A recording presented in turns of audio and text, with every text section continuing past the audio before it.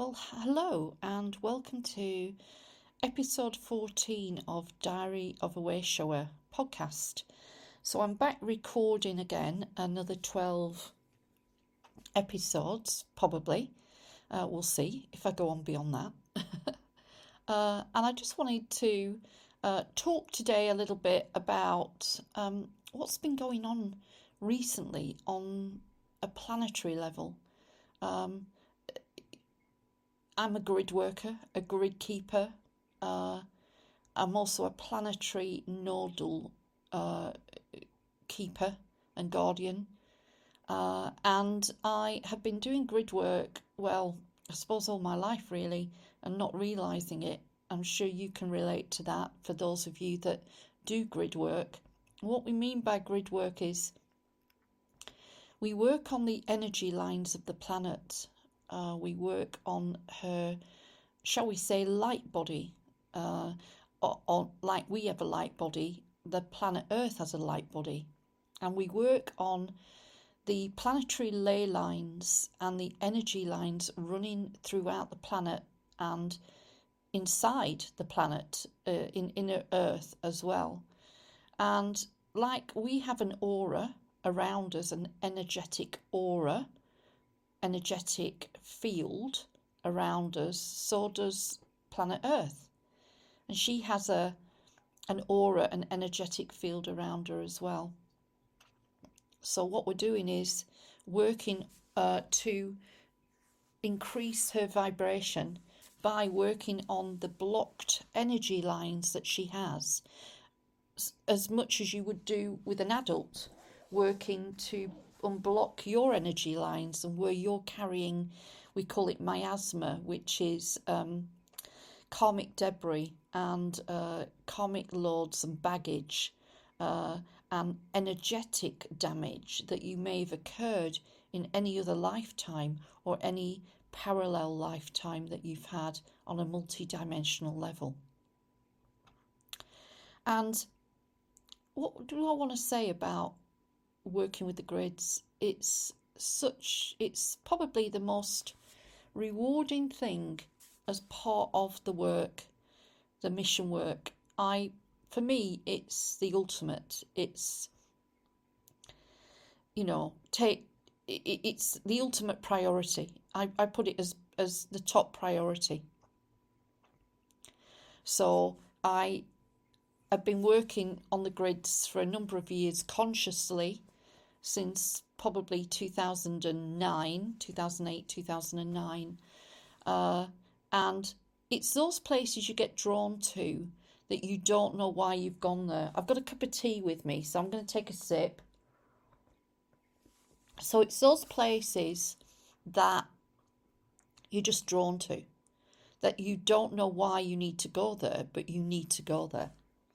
And the urge is so great that you can't not go. It's sort of, it keeps repeating, or you see the place over and over again coming in different ways to you, as your I am presence, your soul, is saying to you, hey, look, need you to go here. And we all have our own power points on the planet. And what I mean by that is where we are aligned energetically to them. And I normally give power points to people during the soul empowerment readings I do and soul blueprint readings I do for people. I give you your power points on the planet. So it's a very important thing, actually, and quite often you are required to visit sometimes to activate something within that grid or part of the grid there, or the grid actually has something for you that will activate you to a deeper level. So it's quite interesting. My time spent in Cornwall, which was my annus horribilis years, I call them, from 2022 were my annus horribilis years, well, 21 even. It started in 21 and it went right through to 2025. So it was I had a bit of a run with them. It's a lot better now, I must say. And I went to Cornwall. I was so cold to Cornwall. I couldn't fight it. It was so powerful. And I wouldn't have dreamt of going to live there, really. It wasn't where I was planning to live at all. I was planning to live in Devon, near Brixham. That's where I wanted to end up. And I ended up in Cornwall, just over the border from Devon, southeast Cornwall and southeast Devon. And I ended up in this beautiful place by the water, but there was a lot of black magic overlays within the village itself. There was even a Freemasonry temple I didn't even know was there. It was very hidden, which was really interesting, actually. And there was a lot of black magic overlays there. And I was working on the River Tamar, and I was actually in a house by the River Tamar. Literally, the water, we had a pontoon with the house where you could put a boat there and everything. And the black magic running through that, through that riverbed, and it was a tidal river, so the tide came in and out, and it went all the way back into Plymouth Hoe and Plymouth, which is very linked to the American, the settlers, the pilgrim settlers that first came to America. It's all interlinked. So there was a lot of black magic because the pilgrim settlers, I don't know if you know this, you might find this interesting, that there was a compact, they call it compact, made on the boat, on the ship, on the way over. They were due to sail into New York Harbour. That's where they wanted to sail into.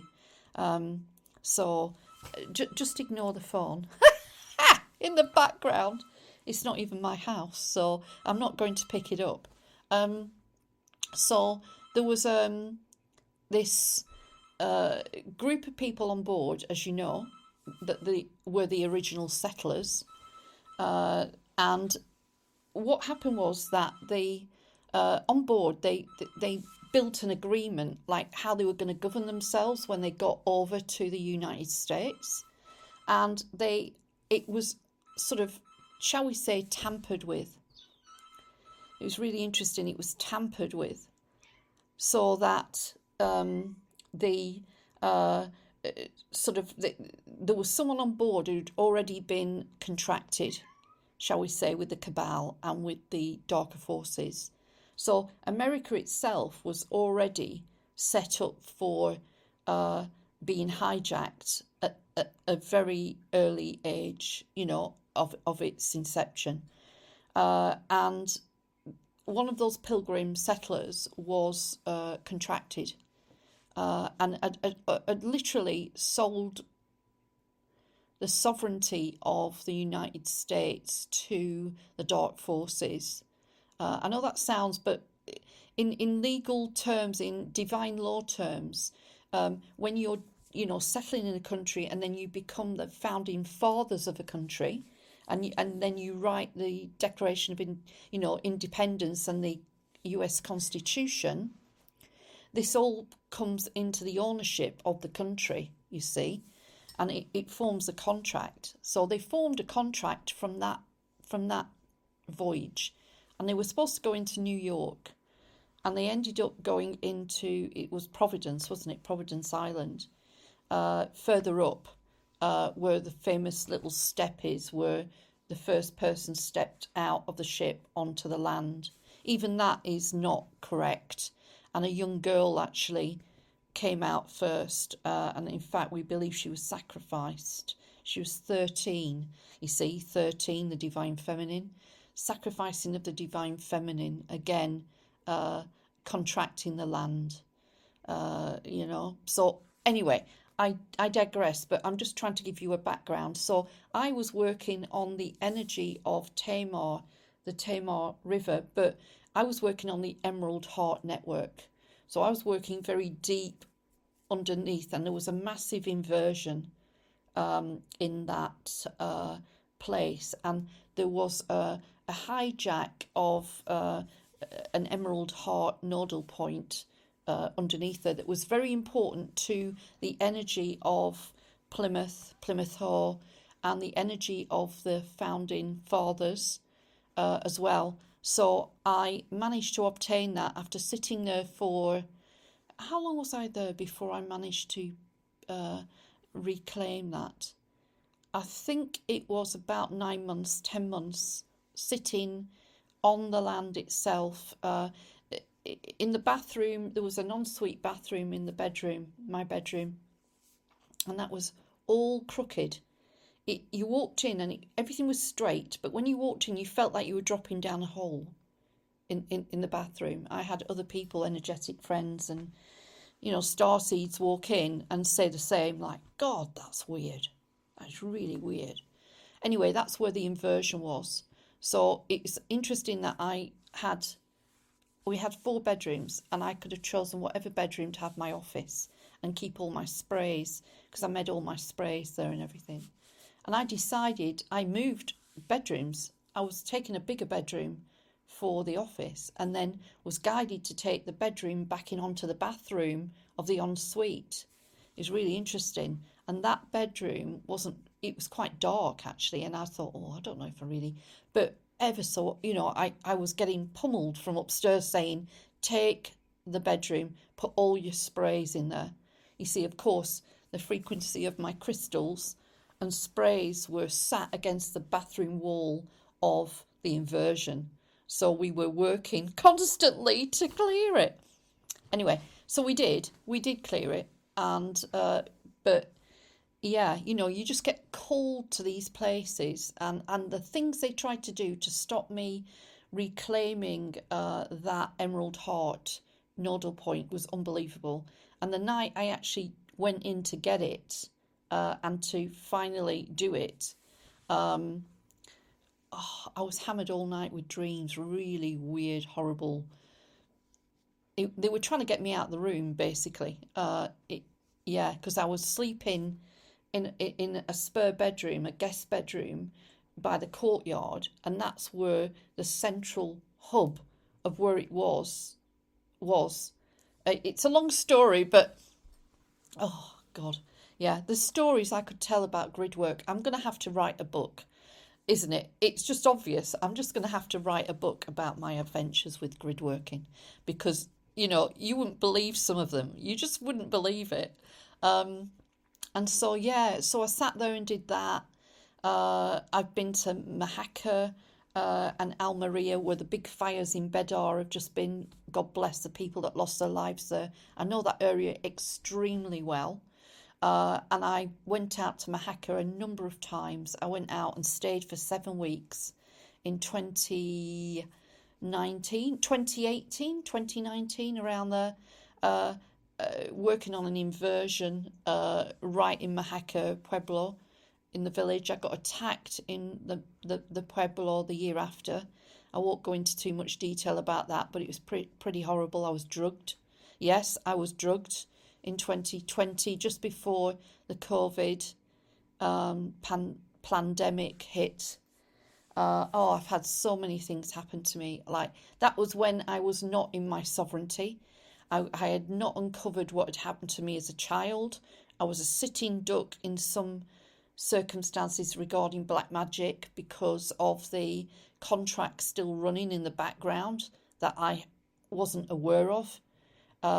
So everything changed after 2020. Everything got better. Everything, after the COVID thing, and I was working on myself and starting to discover my dark sort of childhood. I was able then to release the contract, and I was able then to spiral upwards really very quickly, so that I never again would have that issue as such. And then where else have I've been United States, went to New York. That was a mistake. I shouldn't have gone there. I should have done that by distance, and I didn't. So that was a lesson really for me. I was working on the Trinity Gates and the Mother Ark Gate at New York, and we opened the Trinity Gates actually to release a lot of indigenous souls that were trapped right by the Statue of Liberty, because there was a massacre site overlooking the Statue of Liberty one side, and that's on purpose. That's on purpose too. So we did some work to clear those indigenous souls. You know, there was all sorts going up, horses and hawks and people, and oh, you know, when we actually did that work. So did that, and I got hit during that too, actually, and that was in 2024 when I did that work. I also did Lourdes portal in 2024. That was beautiful. I've always been connected to Lourdes. It's a big divine feminine portal point, and it was very powerful. I've been twice before that and done grid work with others. I've taken retreat people over to Lourdes. Maybe I'll do one again sometime in the future, because I love Lourdes and I think people would really enjoy it.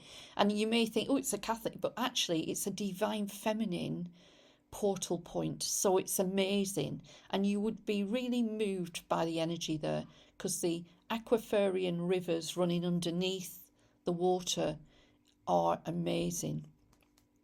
So I was in Lourdes for 7/7 in 2024 in the Pyrenees, and I drove over the Pyrenees in my car from Salou in Spain. Yeah, I did the trek. It was a bit of an adventure, you know, with my little car called Miss Maisie, my car. We did that. I did that, so that was a great thing. And actually there was an aspect of Bernadette. You know, they call her Saint Bernadette, but she was Bernadette. There was an aspect of Bernadette trapped, and we released her on 7/7 in 2024. And she had been severely abused. You know, they showed her as she was in the convent, but actually she was entrapped in there, really, and they had tried to get all sorts out of her. You know, it's anyway. Don't need to go into that, but just we managed to release an aspect of her there, which was wonderful, to go back to source. And then just done so much amazing work. The last few, this last year has been really intense with grid work. So I was called to go to Egypt, wasn't I, earlier on in the year, and sat there for 3 months, which I had to, working on a Nile point, working on a nexus point, nodal point, sitting right by the Nile at Luxor. Apparently legend that Moses was put in the river there, which is interesting because they say it was further up the Nile, but lots of locals kept talking about it, so it's really interesting, and that might be true, who knows. And there was a real specific central point on the Nile that I could see from my apartment, right? And that kept coming out at me all the time I was there. And we were working on the Nile, and then I raised enough money to be able to do an Aswan cruise, so drive down to Aswan and then sail back up from Aswan to Luxor, in fact right to the place where I was staying. And I was to work on the waters as we were sailing back up. So it started in Philae Temple, I seem to remember, in the Hathor Temple at Philae, where, I realised that, I had this energy coming through me, and I knew then we were starting, and I had loads of some crystals. I think I had orange calcite with me at the time, and I had a large quartz crystal which had been gifted to me from another amazing starseed, and she said, I feel guided, you've got to take this with you. And she was so right. So I'd had it with me for a year, and it had been sitting on my grids, so it was highly charged, it had a high frequency. I had that with me, and I was guided that I had to drop that from the ship, from the boat I was on, into the water at that nexus point, and it had to be particularly in that point. So I was dropping calcite, orange calcite from Philae Temple all the way up with some Herkimer diamonds, I think, all the way up the Nile. And I had a cabin right behind the ship's captain, the navigator at the front, and I had one to the left, and it had a little balcony. It was quite unusual. I'd not had one of those before, and I could just sort of put my hand over the edge and drop the crystals in, and no one could see what I was doing. It was perfect, as the divine always makes it perfect, doesn't it? So we sailed up the Nile over a couple of days, and I was dropping these calcite off at specific points, temples actually. I was dropping them at temple points until we got up to the nexus point, and I had to sit in my room and wait till I saw it coming up the nexus point, and then I just had the big crystal in my hand, and I said, tell me when to drop it. And literally, they were saying, drop it now, and I dropped it in. It was amazing, and the whole Nile lit up. I saw it, the whole Nile lit up, and then we carried that energy right up from the point of the source of the Nile in Africa right down to where it goes out into the ocean. So we made sure that we covered the whole lot. That was an amazing job. And then my friends and fellow grid keepers came out to join me, B and David and Sarah, and they came and stayed for a week in the complex with us.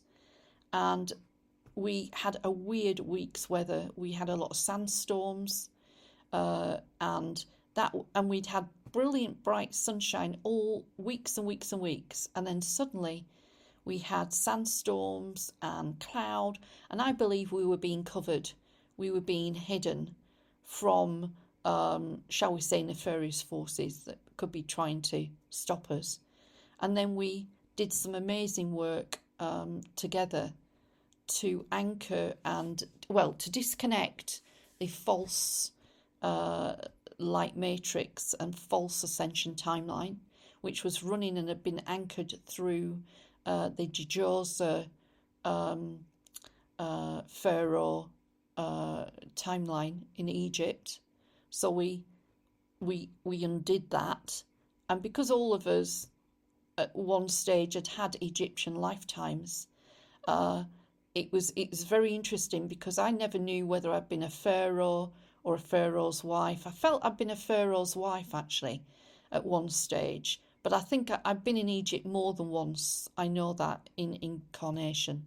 And we went up to Hatshepsut's temple. That was one place we had to go, into the Hathor area. I could tell you so many stories about how we got let in there without any trouble whatsoever, like, in a place where you're not supposed to go. Like, it was just really interesting.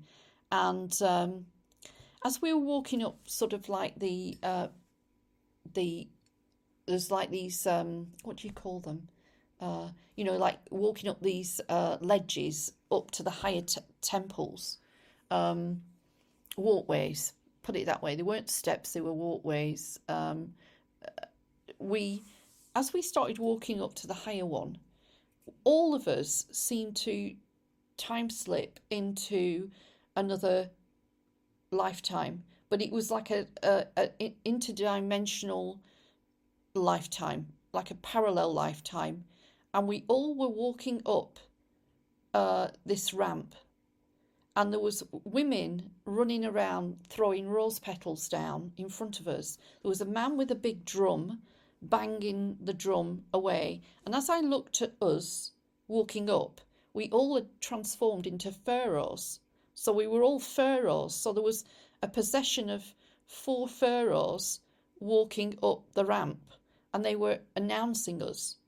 And then as we got up to the top ramp and we got there, we looked, there was a big sort of like balcony. We look out, and there's lots of people clapping as we're stood there, like we're just like saying hello, like we're here, we've arrived, or whatever. It was so surreal.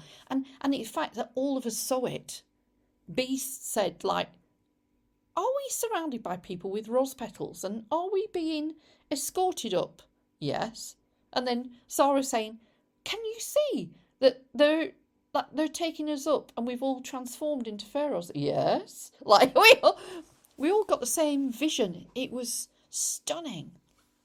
So evidently, maybe they needed the first four previous pharaohs or of that dynasty, or I don't know, to be able to do the work. I haven't fully got the answer to that, to be honest. But anyway, we were maybe given the accolades of that to be able to do the work. I don't know. Who knows? But yeah, we did some amazing work there with the Mother Ark gates there.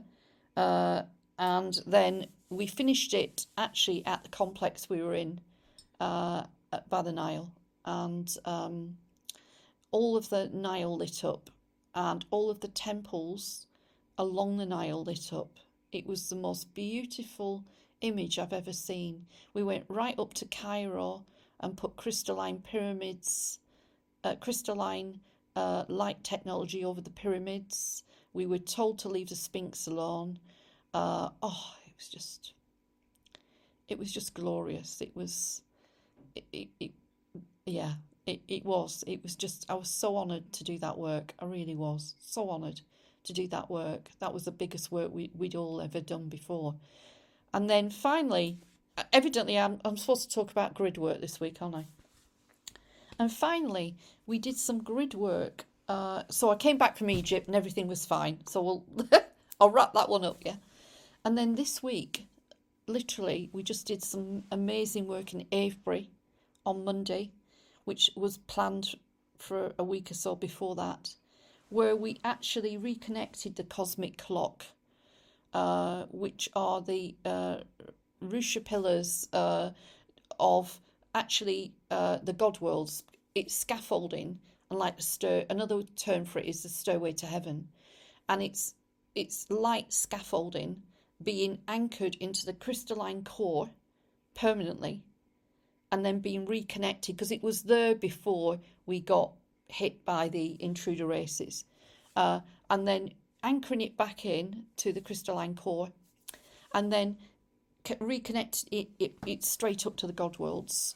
And we use the quantum plasma bridge as part of the work, and that's the beauty of the QB, I call it. It's used a lot nowadays in grid work and will be used a lot in the future. That's why I'm trying to promote it now to all starseeds, because if you're a grid worker, grid keeper, and you want another level of protection that's off a scale, then I want to be able to show you how to use the QB for grid work, because it's phenomenal. And also to protect land and all sorts of things. Yeah, it's developing rapidly. So if you're interested, let me know. Yeah, because I start you off with level 1 with a bit of grid work, or how to use it that way. And then level 2 builds on that. Level 3, level 4, you're really into working with plasma. And that is the future of healing, sound and plasma. It's the ultimate frequency. So, it's in 10 years' time, plasma will be what most starseeds are using, put it that way. It's such a phenomenal thing, So, yeah, it's exciting times. And we did this work at Avebury, and the cosmic clock's been corrected, and we have taken back. What we did is it's almost like we reversed the cosmic clock back to its original point in creation of its blueprint. So we have given it, so it's almost like it unwinded and reversed all of the time period when they first attacked the Earth. So what that has done is, I woke up this morning with a very big message and a dream and they were showing me that the the apin grids, APIN, are the grids that the intruder races have created. They are inversion grids, and they are scattered around the Earth. They are collapsing as we speak, and they are all the entities that are on those grids are like exiting. They're scuttling away. They're being also incinerated because those grids are collapsing, which is fantastic news. It means that their power base is diminishing fast. They can't generate any power. Their ability to hold the black magic overlays and the general, shall we say, dream spell that humanity is under is rapidly collapsing. That the structures are going, which is an amazing thing. I feel like jumping up and down and screaming in joy. And that work was led by Felix Hyde, and then myself, Sarah B and Davids, plus many other amazing starseeds that turned up to help us, who were Blu-ray Melchizedeks, that really, we hold those codexes that just rewrite all false overlays, all false inversion. So really it was a joint effort, all of us joining together and then working to clear that. And it was so simple. It was easier than we thought.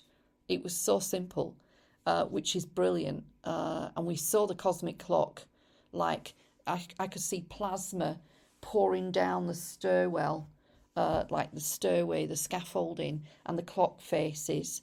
I could see plasma just flying down and clearing lots of like entities off it, and starting to break up the machinery that was in place that was holding it capture. So that's probably the biggest work that we've done, and that is stunning. And there was 24 of us, I think, in the end. I think there was 24 of us. I'm trying to remember, 22 or 24 of us that did that work, and all of those people were well qualified, all heard the call, all know their stuff, and just brilliant, And that's what we need. We need starseeds to gather together to be able to do this work, because we're so more powerful together, and it's not about competition, folks, about I'm better than them or they're better than me. We're past that. That's ego-based false light stuff, like we're all here doing a job. We've all got different jobs to do, but we work wonderfully together in synchronicity and alignment, and we create an amazing geometry. So, working with others is a real pleasure, and I hope that we will continue to do that. And it's lovely to meet up with other peers that are, understanding the work you do, and you understand the work they do, and we're all coming from the same source. We're all working with the Guardian Founder races, which are the founding, you could say, the founding souls of this planet and time universe, this universal time matrix, we call it. And we, those founding, the Guardian Founder races are the architects and blueprinters for this planet and all the other planets around. So they created the planet, so they know what to do to bring it back to what it should be. So there's a lot of false light teachings which completely do not talk about this in any shape or form. That's just gaslighting, like you can't, the level of evil that has been gone on this planet is unbelievable. That is not light and dark. That is far worse than that. The Source did not create that evil to do that. That evil developed by all of the races being created by Source, and then some races, because we've got free will, deciding they didn't want to play nice and that they wanted to disconnect from Source and do it their own way and not live to the rules and regulations of universal law and divine law. That's what happened. Now, the thing is, they could twist divine law and universal law by telling you what they were going to do to you, like if they tell you what they're doing, they then can get away with it. If they don't tell you what they're doing, then that's different. And they've managed to get away with it all this time because Source knew that if it came in, like the Guardian Founder races, if they came in and took that evil away, there is so many other souls fragmented within it that we would lose a lot of people from the earth. So we didn't want to do that. So it was like finding a way to do it. And it's taken so long to put the plan into motion of how we were going to do it. But we're here now, boots on ground, doing it. We're getting rid of the evil which is here for it never to happen again. Never ever will it happen again. I can guarantee that. So it's just getting rid of it. And I know it's awful to look at. I know, but it needs to be looked at so that we can dismantle it and alchemize it. And we're doing that. We're winning. We have won already. But we have to be very careful how we do it, because otherwise we destabilize the planet and we destabilize humanity. And we don't want to put humanity into so much fear all at once that the whole sort of like consciousness level of humanity starts to waver and wobble, because that has a ripple effect on the planet. Yeah, like an atomic bomb. You can imagine an atomic bomb being set off above the planet in the energetic field of the planet. Can you imagine the ripple going around the planet as it goes off? You know how it hits the oceans, and that's what I'm talking about. That you get an energetic ripple effect. We call it blowback. There's blowback for everything you do. And so we've got to be very careful. It has to be designed that we can take the blowback and the planet can take the blowback. And yes, so it's a very it's a very sophisticated sort of system in a way. So you've got to make sure that you do it right. But we're being monitored. The divine plan knows what needs to happen. The Guardian Founder races, who are the Lyrians really, and the royal houses, they are the Guardian Founder races, and they are the blueprinters for this.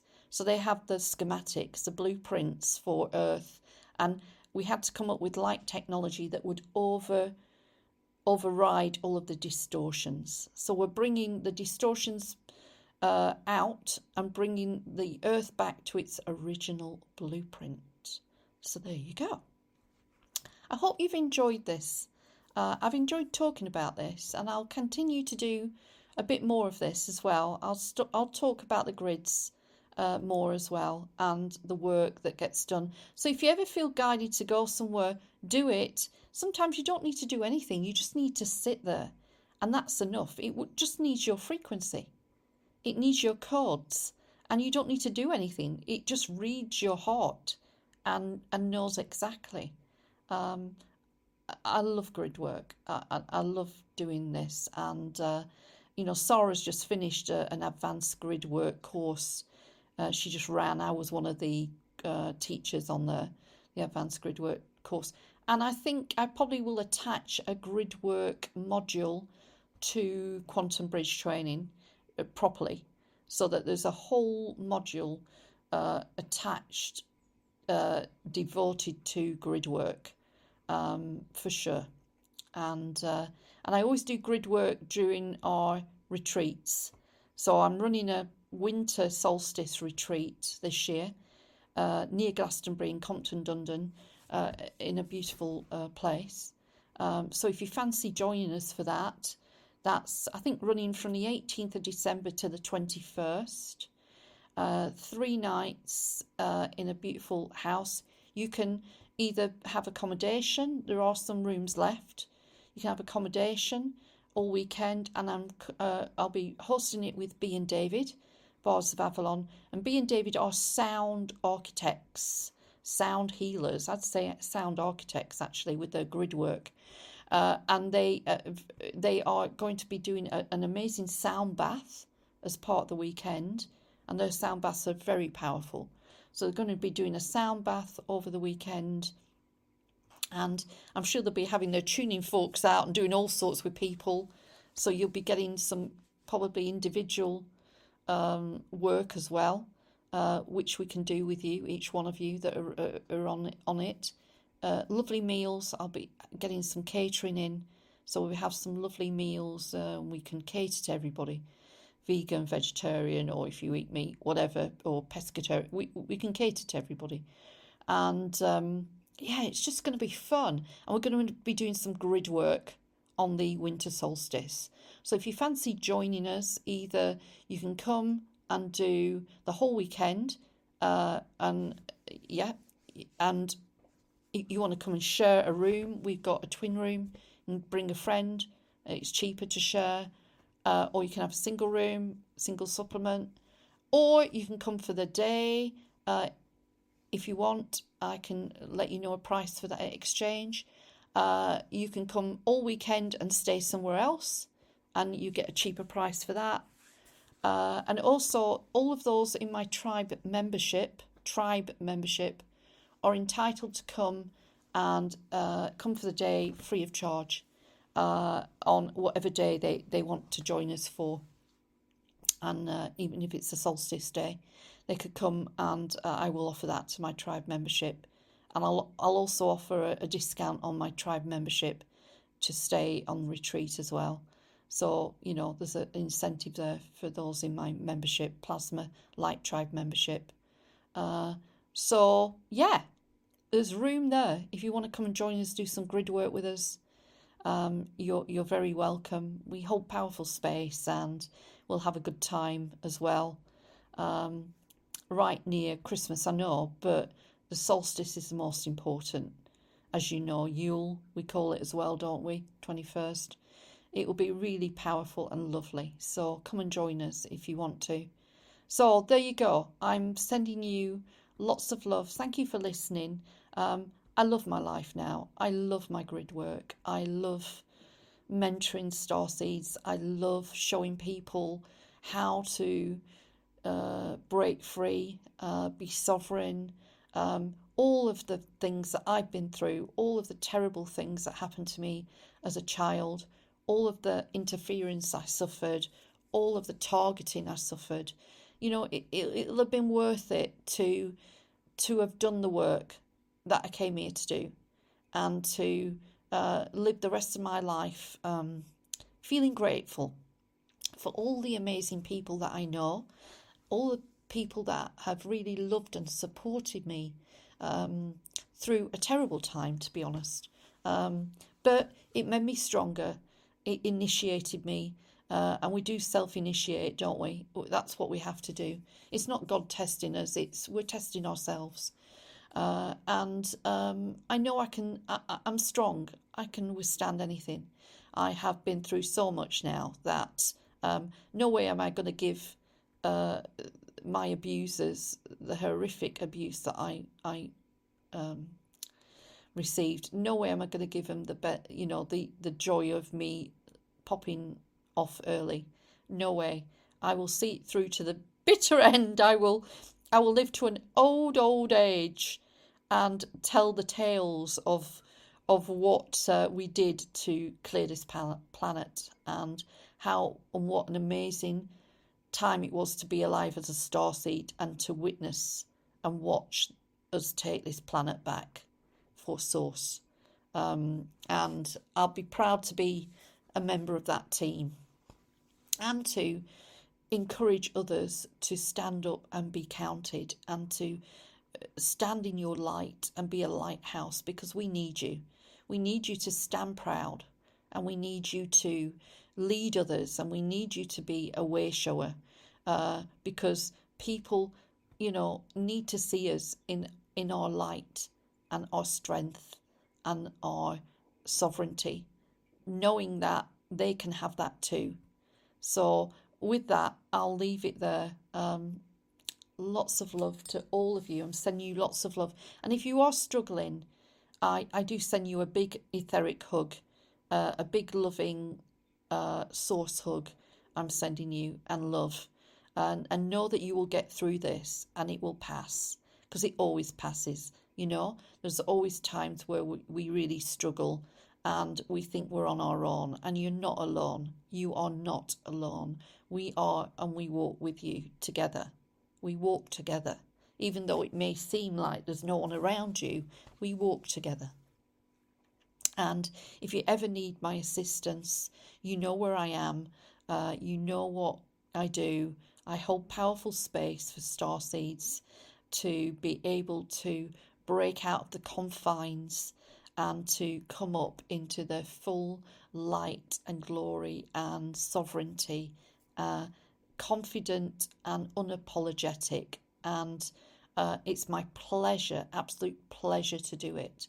I absolutely love what I do, and I embrace it. And yeah, so if I'm just reminding you, I'm at the Shine seminars in August in Gloucestershire, from I think the 5th or 6th up to the 9th.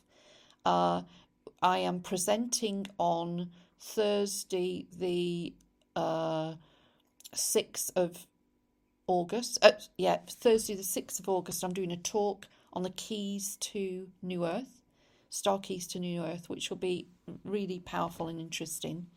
I'm also doing a workshop later on that day, which will be really powerful, and I'll be taking people through into their inner temples of their heart, and I'll be doing a higher heart activation for you there. And then I am doing ceremony on 8/8, I think beginning of the morning, with some others. So I'll be, and B and David will be doing ceremony on the 8/8, and they'll be doing a sound ceremony too. So, exciting times, and we'd love to see you. I will be there. Sarah Salmon will be there as well. Felix is doing a talk. Felix Hyde. Sarah's doing a talk. So we're all there as the team, and I will be there with all of my light body sprays. Finally, the stock will be up and running, so I'll have all of my powerful light body sprays there as well, with some new ones, and leaflets and things just explaining the courses that I've got running, QB and the divine law and divine soul sovereignty course starting in September, which I'm so looking forward to. And Sarah will be teaching with me on that as well. So, we've got a lot to look forward to. And finally, I'm just wrapping up right now. I will be starting up a new Starseed meetup group in Somerset from hopefully end of September onwards, or beginning of October. It will be in the Somerset area, hopefully, Shepton, Mallet, Glastonbury area. So if you do live in Somerset and you would like to come and join me every month, it will be an in-person meet, and it will be for a few hours once a month, or every 6 weeks, hopefully once a month, where I can bring starseeds together to network, talk, collaborate, buoy each other up, and just encourage each other, and that's what I'll be doing, and I'm so looking forward to getting that going. Yeah. So lots of love, everybody. Take care, and I'll speak to you next time Yeah, look after yourselves and celebrate that the false grids are collapsing as we speak, and we are in an amazing time. So lots of love. We need to celebrate. Take care. Bye for now.